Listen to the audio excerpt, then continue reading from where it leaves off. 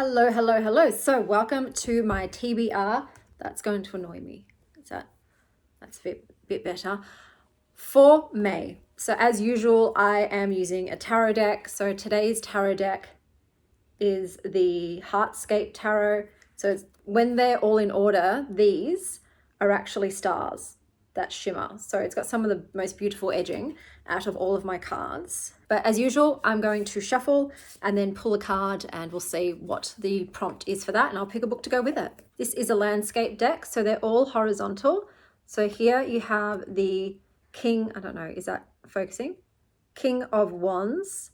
So for the King of Wands, the prompt is a chosen one. The chosen one sort of trope. So for that, I'm picking the Crown of Oaths and Curses, which is basically a fantasy book. A woman who normally serves kings, she has to defeat this prince called the Savage Prince, but it says that, one small problem, I am Rooksbane Evening Star, the favoured child returned, a witch of the woods, the greatest enemy of my fate's blessed mate. So it sounds like she's a chosen one pretty much. So that's why I've picked it for this prompt. Bluebell's paying with an Easter egg.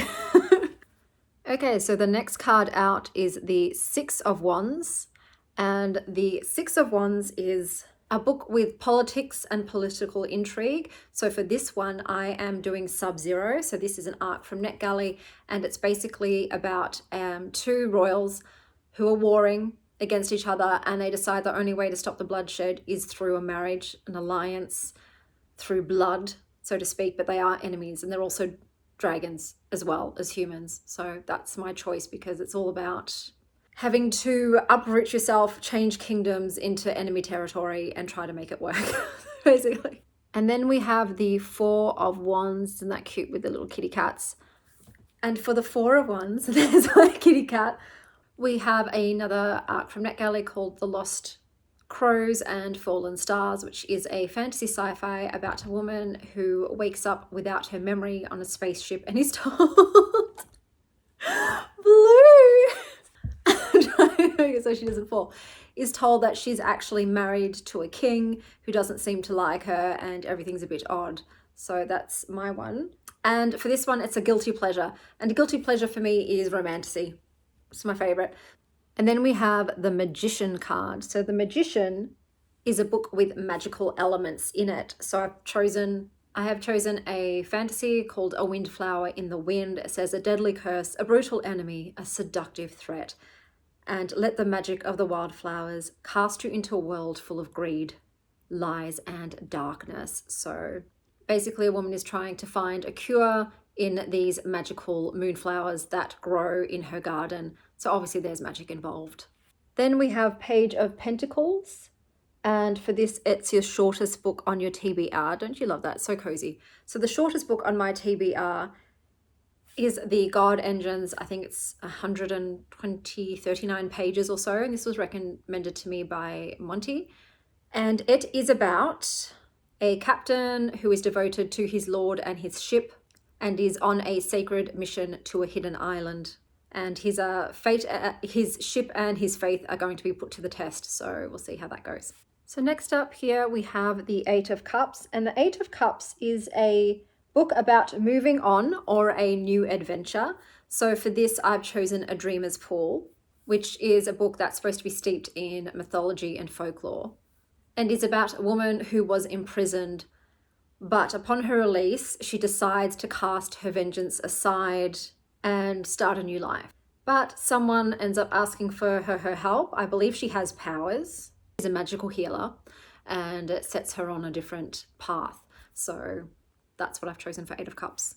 And then we have the Ten of Pentacles. Once again, some more kitties. This is one of my favorite decks. And for Ten of Pentacles, it's a book about family or legacy. And I've chosen the book Someone You Can Build a Nest With. So just even in the title, it's about building foundations. But this is not what it sounds like. So this is a horror book. And they said it's a monster slaying fantasy. But basically, you've got a shapeshifter who ends up being nursed to health by a human woman. And they have every intention of laying eggs that will end up devouring this human woman. But I think they end up forming an attachment to the human woman. So we'll see how that goes. And this human woman is actually hunting a shapeshifter that supposedly cursed her family. So it's messy, but it's also about, yeah, someone you can build a nest with. Who are you going to choose as your family? And then we have the Ace of Pentacles. And for this one, it's about just reading a book from your TBR. So I'm going to choose the Book of the Most Precious Substance. So I saw this on Books and Lala, and it sounded interesting. I think I've seen other YouTubers also mention it.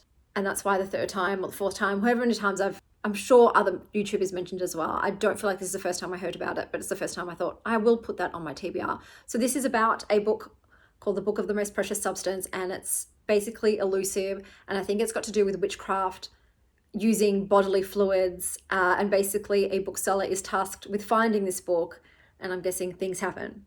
So that's what I've chosen for a book on my TBR.